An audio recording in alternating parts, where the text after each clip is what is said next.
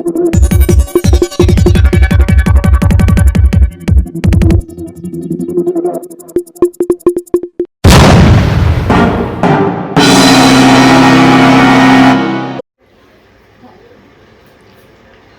करणारा अट्टल गुन्हेगार निमी शर्मा यास नाशिक ग्रामीण पोलिसांनी नंदुरबार येथून केलं जेरबंद।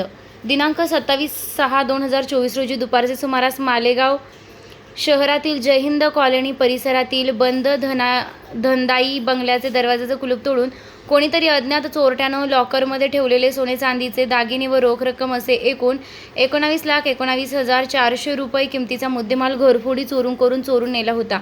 सदरबाबत मालेगाव कॅम्प पोलीस स्टेशन येथे गुन्हा दाखल होता।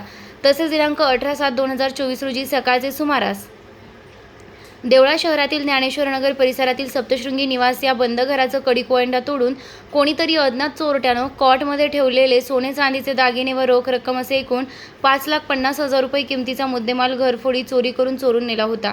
सदरबाबत देवळा पोलीस स्टेशन येथे गुन्हा दाखल करण्यात आला होता। नाशिक ग्रामीण जिल्हा पोलीस अधीक्षक विक्रम देशमाने यांनी वरील दोन्ही गुन्ह्यातील आरोपींचा शोध घेऊन गुन्हे उघडकीस आणण्याकामी स्थानिक गुन्हे शाखेचे पथकास सूचना दिल्या होत्या। त्यानुसार स्थानिक गुन्हे शाखेचे पोलीस निरीक्षक राजू सुर्वे यांनी सदर गुन्ह्यातील आरोपीची गुन्हा करण्याची पद्धत व तांत्रिक बाबींची पडताळणी करून मिळविलेल्या माहितीच्या आधारे सदरचे गुन्हे हे नंदुरबार येथील सराईत गुन्हेगार जिमी बिपिन शर्मा याने केले असल्याचं निष्पन्न झालं होतं। त्याप्रमाणे स्थानिक गुन्हे शाखा व देवळा पोलीस ठाणेकडील अधिकारी व अंमलदार यांनी नंदुरबार शहर सतत 3 दिवस व रात्र पाळ ठेवून सराईत गुन्हेगार जिमी विपिन शर्मा उर्फ अमित उर्फ दीपक यास अत्यंत धैर्य व चिकाटीने ताब्यात घेऊन सखोल चौकशी केली असता त्याने वरील दोन्ही गुन्हे केल्याची कबुली दिली आहे। आरोपीस गुन्ह्याचे पुढील तपासकामी देवळा पोलीस ठाण्यास हजर करण्यात आले असून पुढील तपास देवळा पोलीस करत आहेत।